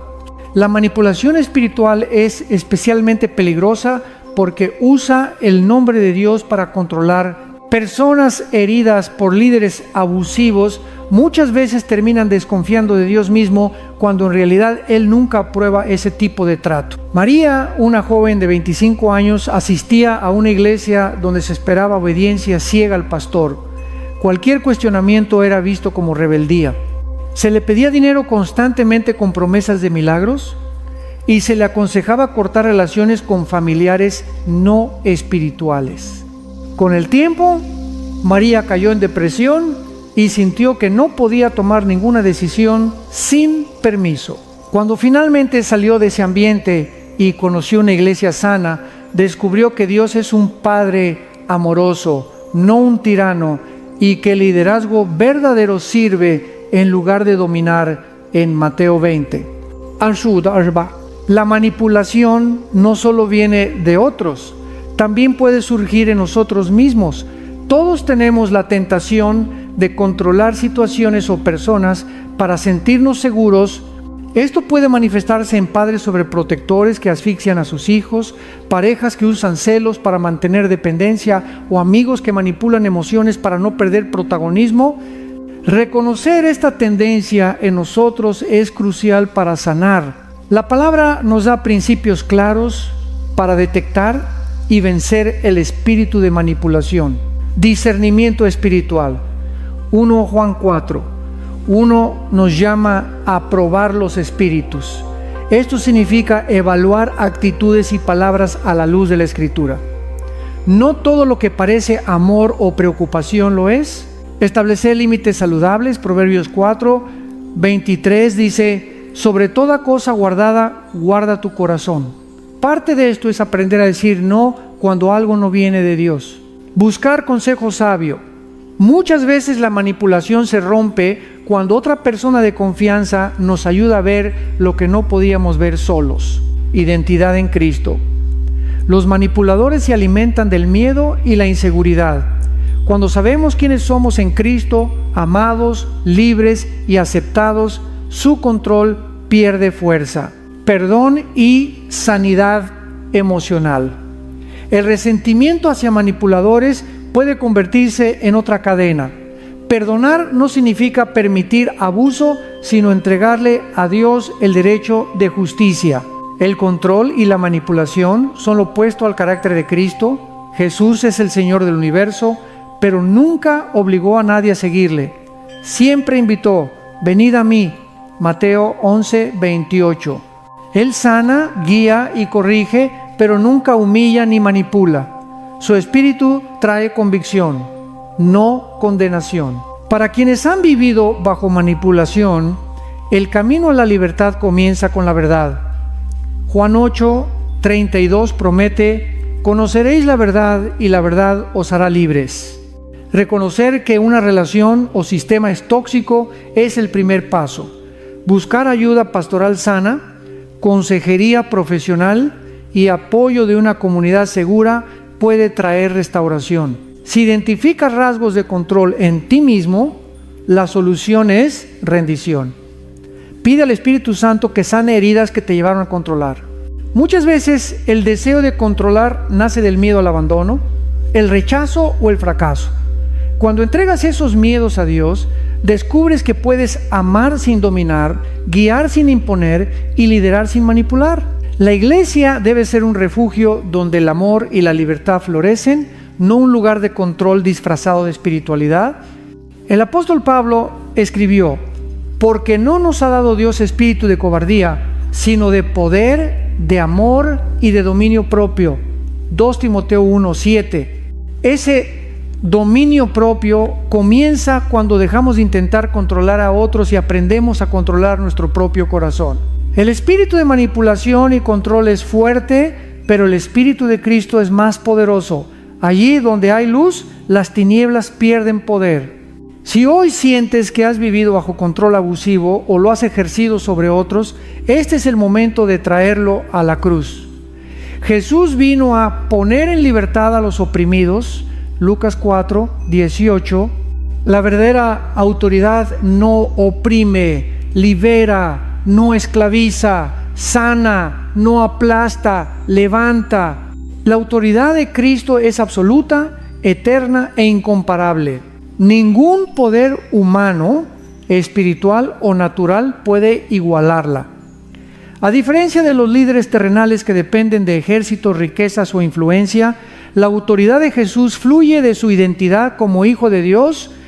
Él no la heredó de un sistema humano, ni necesitó aprobación de instituciones.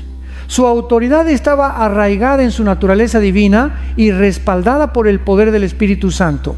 Cuando Jesús caminó por esta tierra, todos reconocieron que había algo diferente en él.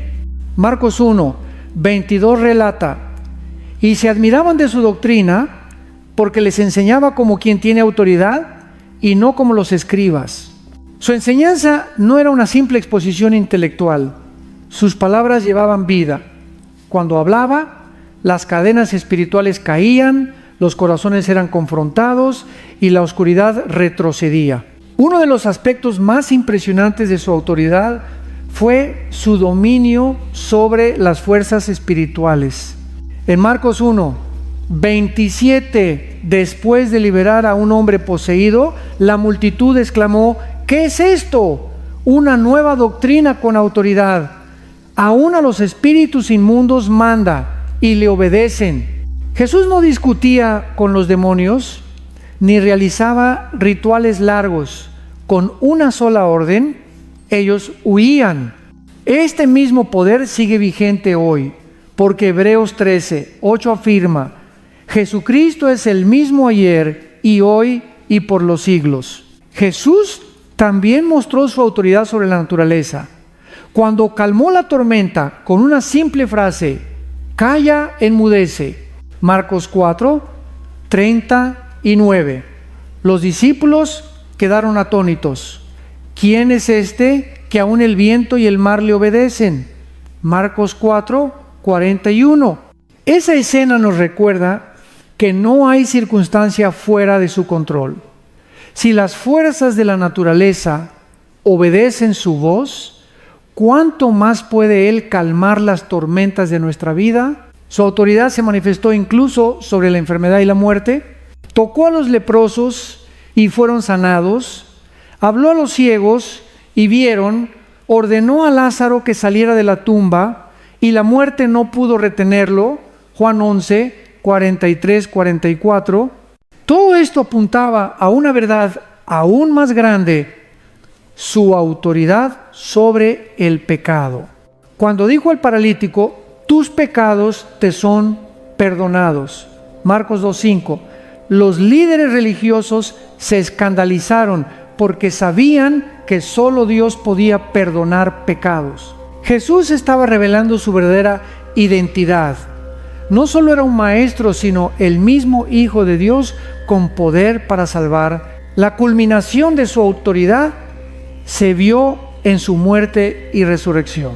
Colosenses 2, 15 declara que Jesús despojó a los principados y a las potestades, los exhibió públicamente, triunfando sobre ellos en la cruz. En lo que parecía una derrota, fue en realidad una victoria cósmica. En la cruz, Jesús no solo pagó el precio por nuestros pecados, sino que también desarmó al reino de las tinieblas. Su resurrección selló esa victoria para siempre. Antes de ascender al cielo, Jesús declaró: toda potestad me es dada en el cielo y en la tierra. Mateo 28, 18. Con estas palabras se estableció que no hay poder superior al suyo. Ningún demonio, enfermedad, gobierno o circunstancia puede resistirse a su autoridad. Pero lo más asombroso es que Él comparte esa autoridad con sus seguidores. Lucas 10, 19 dice: He aquí os doy potestad de hollar serpientes y escorpiones, y sobre toda fuerza del enemigo, y nada os dañará. Esto significa que los creyentes no son víctimas indefensas.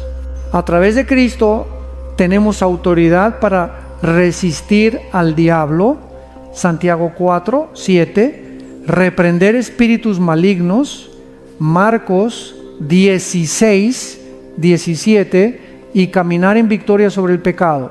Esta autoridad no depende de nuestra fuerza o experiencia, sino de nuestra posición en Cristo. Cuando oramos en su nombre, el cielo respalda nuestras palabras porque representamos al Rey de Reyes. Sin embargo, es importante entender que esta autoridad no es licencia para el orgullo. Jesús enseñó a sus discípulos que el verdadero liderazgo es servicio, Mateo 20, 26, 28.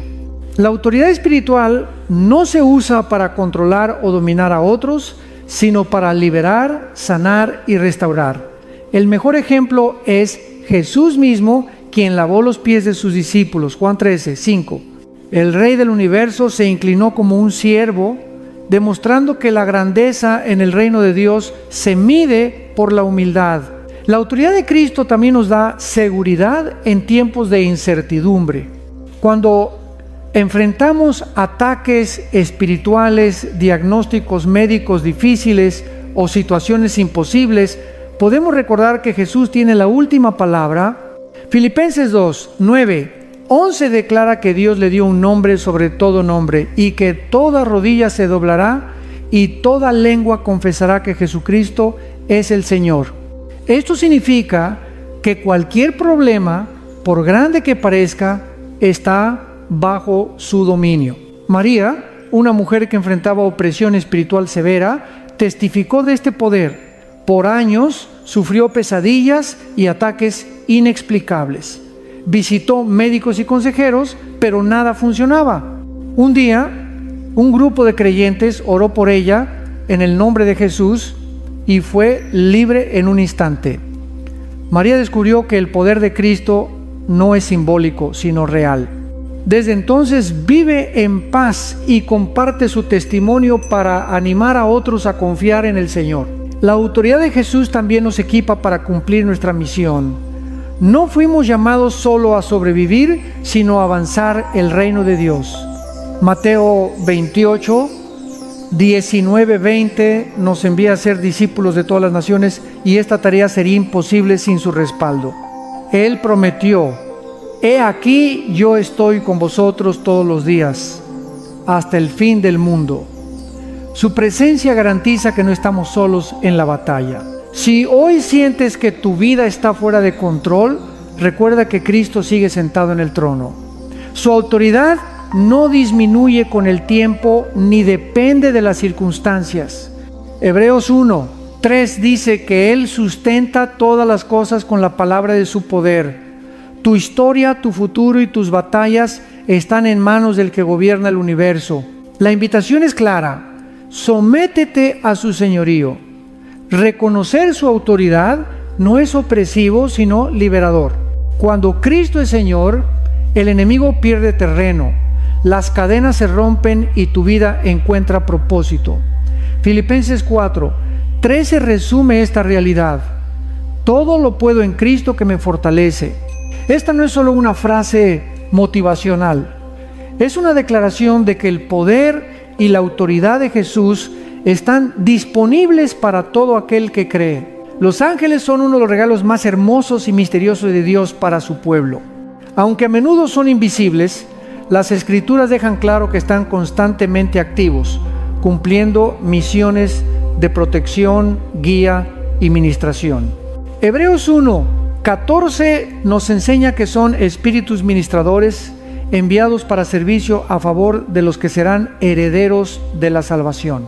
Lejos de ser figuras decorativas o mitológicas, los ángeles son agentes poderosos del reino, enviados directamente por el Señor para cuidar de sus hijos. La Biblia está llena de ejemplos de esta realidad.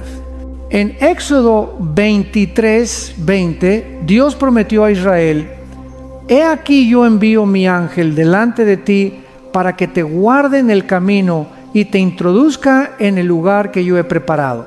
En momentos críticos de la historia, los ángeles han aparecido como mensajeros, como en el anuncio del nacimiento de Jesús, Lucas 1:26-38, o como guerreros, como cuando uno solo de ellos derrotó a 185 soldados asirios, 2 Reyes 19:35. Estos relatos no son cuentos simbólicos, sino pruebas de que el mundo espiritual es tan real como el físico. Pero más allá de los relatos bíblicos, muchos creyentes pueden dar testimonio de cómo Dios usó a sus ángeles para intervenir en situaciones de peligro. Andrés, un misionero en África, relató que durante una noche de viaje por una zona hostil, su auto se averió. Sabía que la región era conocida por asaltos, oró desesperadamente y de repente apareció un hombre que lo ayudó a arreglar el vehículo y desapareció sin dejar rastro. Cuando llegó a salvo a su destino, los lugareños le dijeron que era imposible que alguien estuviera allí a esa hora. Andrés está convencido de que fue un ángel enviado por Dios. La presencia angelical también se manifiesta en momentos de profunda necesidad emocional. Hay testimonios de personas que han sentido un abrazo invisible en medio del duelo, una paz sobrenatural durante una enfermedad o incluso una advertencia clara para evitar un accidente. Estos encuentros son un recordatorio de que el cielo no está distante, está activamente involucrado en nuestra vida. Los ángeles no buscan adoración ni reconocimiento. En Apocalipsis 19:10, cuando Juan intentó postrarse ante uno de ellos, el ángel le dijo: «Mira, no lo hagas, adora a Dios». Su misión es reflejar la gloria de Dios, no recibirla. Esto es importante porque vivimos en una época donde la fascinación por lo espiritual puede llevar a prácticas peligrosas como consultar ángeles fuera del marco bíblico. Todo lo que desvía nuestra mirada de Cristo, incluso si parece luminoso, puede ser un engaño. Pablo advirtió en 2 Corintios 11:14 que Satanás mismo se disfraza como ángel de luz. Por eso debemos discernir y asegurarnos de que nuestras experiencias estén alineadas con la palabra de Dios. Los ángeles son poderosos, pero Jesús es nuestra verdadera seguridad. Ellos actúan por orden suya, no por capricho humano. Salmo 91, 11-12 lo expresa con claridad. Pues a sus ángeles mandará acerca de ti, que te guarden en todos tus caminos. En las manos te llevarán para que tu pie no tropiece en piedra. Esta promesa no significa que nunca enfrentaremos pruebas, sino que nunca estaremos solos. Los ángeles son parte del plan de protección divina para aquellos que caminan bajo su cobertura. Los signos de la presencia angelical, como los que mencionamos en la sección anterior, una paz inexplicable, destellos de luz, caricias sutiles, aromas sobrenaturales, plumas encontradas en lugares improbables, números repetidos, susurros divinos, ayuda inesperada, son recordatorios amorosos de que el cielo nos rodea. Sin embargo, no debemos basar nuestra fe únicamente en señales, sino en Cristo mismo. Los ángeles son mensajeros. Nuestra adoración siempre pertenece al Creador, no a sus criaturas. Un ejemplo bíblico impactante de la intervención angelical se encuentra en Hechos 12. Pedro estaba en prisión, encadenado y custodiado por soldados. La iglesia oraba fervientemente por él y en medio de la noche un ángel apareció, lo despertó, rompió sus cadenas y lo guió fuera de la cárcel. Esta historia nos muestra que la oración activa el mover celestial.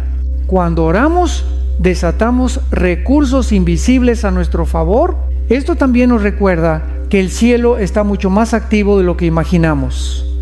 Hay batallas espirituales que ocurren constantemente a nuestro alrededor.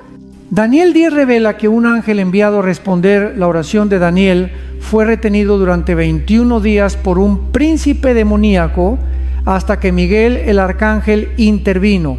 Este pasaje nos da una mirada al mundo espiritual. Nuestras oraciones tienen repercusiones reales y los ángeles están involucrados en esas batallas. Para vivir conscientes de esta protección angelical, debemos caminar en obediencia y comunión con Dios. No es magia ni superstición, es el privilegio de los hijos de Dios. La clave no es buscar ángeles, sino buscar a Cristo. Cuando nuestra vida está centrada en Él, podemos tener la certeza de que sus ángeles están activos, aunque no siempre los veamos. Marta, una madre soltera, contó que una noche iba camino a casa con su hija pequeña cuando un hombre desconocido intentó atacarlas. De repente otro hombre apareció, alto y fuerte, y las acompañó hasta la puerta de su casa. Cuando se giró para agradecerle, ya no estaba. Ese día entendió que Dios había enviado un ángel para protegerlas. Estas historias son más comunes de lo que pensamos.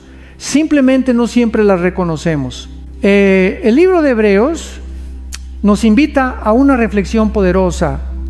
No os olvidéis de la hospitalidad, porque por ella algunos, sin saberlo, hospedaron ángeles. Hebreos 13, 2. Este versículo nos muestra que los ángeles pueden aparecer en forma humana, interactuar con nosotros y cumplir misiones específicas sin que siquiera lo notemos. Esto debería llenarnos de reverencia y recordarnos que el mundo espiritual es real y cercano. Si alguna vez te has sentido completamente solo, recuerda que no lo estás. El cielo está más cerca de lo que crees. Aunque no siempre veas las manos que te sostienen, están allí. Dios es un Padre amoroso que despliega ejércitos celestiales para cuidar de sus hijos. El Salmo 34, 7 lo resume perfectamente. El ángel de Jehová acampa alrededor de los que le temen y los defiende. Así que camina con confianza. Cuando enfrentes temor, peligro o incertidumbre, ora. Pide a Dios que envíe su protección angelical. No para idolatrar a los ángeles, sino para recordar que el cielo pelea por ti. Ellos son recordatorios visibles e invisibles de que no eres huérfano ni olvidado. El Rey de Reyes ha asignado a sus mensajeros para que te acompañen, y eso debería llenar tu corazón de paz. La traición es una de las heridas más profundas que puede experimentar el ser humano. No es solo un acto de deslealtad, es una ruptura de confianza, una puñalada emocional que muchas veces viene de las personas más cercanas. Lo doloroso de la traición es que no proviene de desconocidos, sino de aquellos a quienes abrimos nuestro corazón. David expresó este dolor en el Salmo 55, 12, 14. Porque no me afrentó un enemigo, lo cual habría soportado, ni me levantó el que me aborrecía, porque me habría ocultado de él, sino tú, hombre, al parecer íntimo mío, mi guía y mi familiar, que juntos comunicábamos dulcemente los secretos y andábamos en amistad en la casa de Dios. La traición es tan antigua como la humanidad. José fue vendido por sus propios hermanos, Génesis 37, David fue perseguido por su hijo Absalón, 2 Samuel 15, y Jesús fue entregado por Judas, uno de sus discípulos más cercanos, Mateo 26, 14, 16. Estos relatos nos enseñan que nadie está exento de sufrirla, pero también que Dios puede usar incluso las traiciones para cumplir sus planes. El dolor de la traición no es solo emocional, afecta nuestra identidad y seguridad. Cuando alguien nos hiere profundamente, comenzamos a cuestionar nuestro valor. ¿Qué hice mal? ¿Por qué me pagaron así?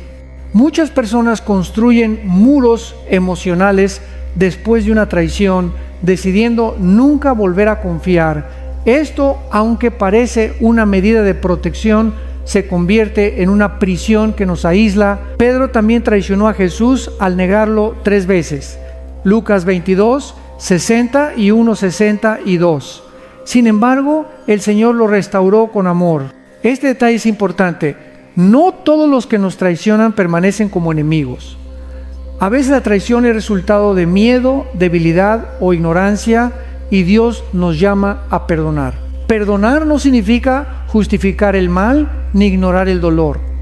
Es un acto de fe que entrega el derecho a vengarnos a Dios. Romanos 12, 19 dice: no os venguéis vosotros mismos, amados míos, sino dejad lugar a la ira de Dios, porque escrito está: mía es la venganza, yo pagaré, dice el Señor. El perdón es una llave que libera a 2 personas, a quien perdona y a quien es perdonado. No siempre se restauran las relaciones, pero siempre se restaura el corazón. Marta vivió una traición devastadora cuando su mejor amiga divulgó secretos personales que ella había compartido con confianza. La vergüenza y el dolor fueron tan grandes que Marta se distanció de todos. Pasaron años hasta que un mensaje en una predicación sobre José la confrontó. Lo que ustedes pensaron para mal, Dios lo encaminó a bien. Génesis 50:20. Marta entendió que, aunque la traición la marcó, también la llevó a una dependencia más profunda de Dios. Decidió perdonar, no porque su amiga lo mereciera, sino porque ella necesitaba ser libre. El ejemplo de José es una lección poderosa. Sus hermanos lo vendieron, pero esa traición lo llevó a Egipto, donde Dios lo elevó a gobernador. Años después, cuando tuvo poder para vengarse, eligió bendecirlos. Su historia muestra que Dios puede usar las traiciones como herramientas para cumplir propósitos más grandes de los que imaginamos. Jesús también nos mostró cómo responder a la traición. A pesar de saber desde el principio que Judas lo entregaría, lo llamó amigo en el momento de su arresto, Mateo 26:50. Este gesto revela la profundidad del amor de Cristo. Aun cuando fue traicionado, no permitió que el odio gobernara su corazón. En la cruz oró por sus verdugos: Padre, perdónalos porque no saben lo que hacen. Lucas 23:34. La traición también nos enseña sobre confianza en Dios. Las personas fallan, pero Dios nunca falla. Salmo 118:8 afirma: mejor es confiar en Jehová que confiar en el hombre. Esto no significa vivir desconfiando de todos, sino aprender a poner nuestra esperanza en el Señor, sabiendo que Él puede sanar cualquier herida. Para sanar de la traición es necesario reconocer el dolor. Negar lo sucedido solo prolonga el proceso. Llora delante de Dios. Él entiende tu dolor. Perdonar por fe. No esperes a sentir ganas de perdonar. Hazlo como un acto de obediencia, confiando en que Dios hará justicia. Entregar tu corazón a Dios permite que Él sane las heridas y reconstruya tu confianza. Aprender discernimiento. El perdón no siempre significa volver a confiar de inmediato. Pide sabiduría al Espíritu Santo para saber a quién abrir tu corazón. Testimonios reales muestran cómo la traición puede convertirse en un trampolín para el crecimiento espiritual. Pablo fue abandonado por compañeros de ministerio, 2 Timoteo 4, 10, 16. Pero esas experiencias lo hicieron más dependiente de la gracia de Dios. Así también nosotros podemos transformar el dolor en fortaleza si lo llevamos a Cristo. Si hoy llevas una herida por traición, escucha esta verdad. Dios ve tu dolor y tiene un plan. Él no desperdicia lágrimas. En Isaías 61, 3 promete dar corona en lugar de ceniza, óleo de gozo en lugar de luto, manto de alegría en lugar del espíritu angustiado. La traición no es el final de tu historia.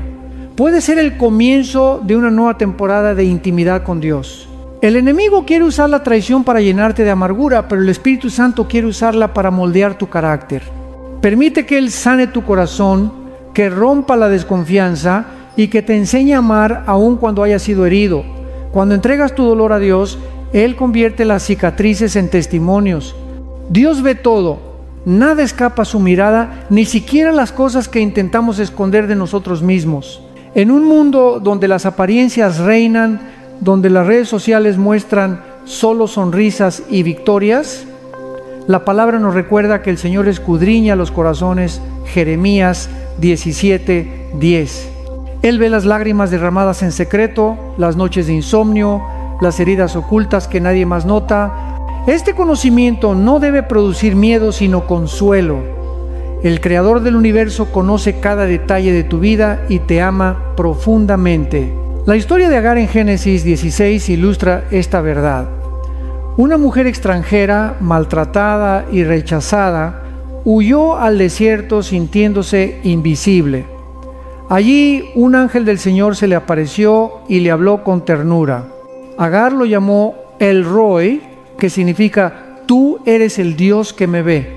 Aun cuando nadie más se preocupaba por ella, Dios la veía y tenía un plan para su vida. Esta historia es un recordatorio de que no hay rincón oscuro donde su mirada no alcance. Sin embargo, esta misma verdad nos confronta. Así como Dios ve nuestras lágrimas, también ve nuestro pecado. Salmo 139, 7, 12 nos dice que no hay lugar donde podamos huir de su presencia. Nada queda oculto ante aquel que todo lo sabe. Esto no es para vivir aterrados, sino para motivarnos a una vida transparente y auténtica. Cuando aceptamos que Dios lo ve todo, aprendemos a dejar las máscaras y a vivir en libertad. El mundo nos enseña a ocultar el dolor, pero Dios nos invita a traerlo a la luz. Muchas personas cargan heridas de la infancia, abusos, traiciones y culpas escondidas. Estas heridas secretas se convierten en cadenas invisibles que afectan cada área de la vida. El Salmo 34, 18 nos asegura: cercano está Jehová a los quebrantados de corazón y salva a los contritos de espíritu. El primer paso para experimentar sanidad es reconocer que necesitamos ayuda. Cuando sabemos que Dios ve todo, también entendemos que ninguna injusticia queda sin respuesta. Tal vez alguien te hirió profundamente y nunca te pidió perdón. Tal vez personas se aprovecharon de tu bondad y siguieron adelante como si nada. Pero la Biblia es clara, porque los caminos del hombre están ante los ojos de Jehová y Él considera todas sus veredas. Proverbios 5, 21. Dios no es indiferente a tu dolor. Él es un juez justo que traerá justicia en su tiempo perfecto. En el libro de Esther vemos que incluso cuando su nombre no se menciona explícitamente, Dios está trabajando detrás de escena. Mardoqueo, un hombre justo, fue condenado injustamente a morir, pero el Señor volteó la situación y usó a Esther para salvar a su pueblo. Lo mismo ocurre hoy. Aunque no veamos la mano de Dios, su mirada nunca se aparta de nosotros. Un ejemplo moderno de esto es el testimonio de Laura. Durante años sufrió abuso doméstico en silencio. Sentía que nadie la veía, ni siquiera Dios. Pero un día, al leer Salmo 121, sintió que el Señor le hablaba directamente. Jehová guardará tu salida y tu entrada desde ahora y para siempre. Esa promesa fue el inicio de su restauración. Dios usó personas y recursos para sacarla de esa situación y hoy ella ayuda a mujeres que atraviesan lo mismo. Cuando aceptamos que Dios nos ve, cambia nuestra manera de vivir. Ya no buscamos aprobación humana, porque sabemos que nuestro Padre Celestial nos conoce tal como somos. Tampoco necesitamos esconder nuestras luchas. Podemos confesarlas y recibir gracia. Hebreos 4. 13 nos recuerda que todas las cosas están desnudas y abiertas a los ojos de aquel a quien tenemos que dar cuenta. Aunque suena serio, este versículo también nos asegura que podemos acercarnos con confianza al trono de gracia. Hebreos 4, 16. Dios ve tu dolor, ninguna lágrima es ignorada. Apocalipsis 21, 4 promete que Él enjugará toda lágrima de tus ojos. Tu fidelidad, aun cuando nadie reconoce tus esfuerzos, Él los ve. Jesús dijo en Mateo 6, 4, tu Padre que ve en lo secreto te recompensará en público. Tu pecado, no para condenarte, sino para restaurarte. Jesús vio a Zaqueo, el recaudador corrupto, y lo llamó por su nombre. Ese encuentro cambió su vida, tu futuro. Él ve lo que todavía no ves. Jeremías 29, 11 declara: porque yo sé los pensamientos que tengo acerca de vosotros, pensamientos de paz y no de mal. Esta verdad debería llenarnos de reverencia y esperanza. Dios no es un observador distante, es un Padre amoroso involucrado en cada detalle. Incluso cuando sientes que nadie entiende tu dolor, Él sí lo entiende. Cuando crees que tus oraciones no son escuchadas, Él las recoge. Salmo 56, 8 dice que guarda nuestras lágrimas en su odre. Cada lágrima es valiosa para Él. Si alguna vez te has sentido invisible, recuerda que el mismo Dios que formó las estrellas conoce tu nombre. Él no solo te ve, también camina contigo. Isaías 43, 2 promete: cuando pases por las aguas, yo estaré contigo, y si por los ríos, no te anegarán.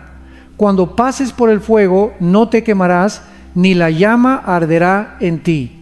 Esta es la seguridad de quienes confían en Él.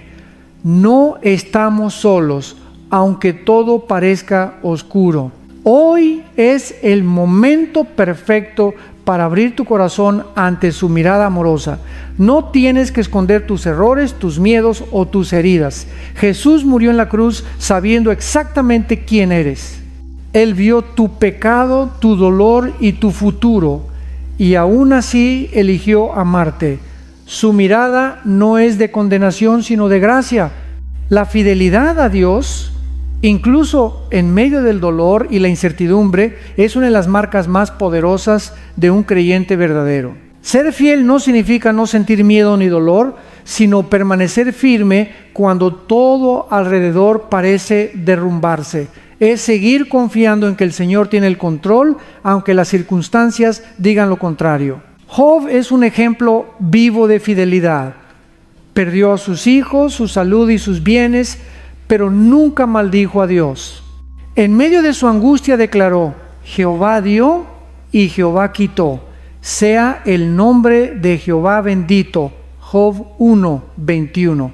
Su historia nos enseña que la fidelidad no depende de lo que tenemos, sino de en quién confiamos. Job pasó por una prueba devastadora, pero su final fue mejor que su principio, porque Dios honra la fidelidad. La fidelidad no siempre se nota en grandes actos heroicos. Muchas veces se manifiesta en lo cotidiano, en seguir orando cuando no vemos respuestas, en ser honestos cuando nadie nos observa, en permanecer en integridad cuando el mundo nos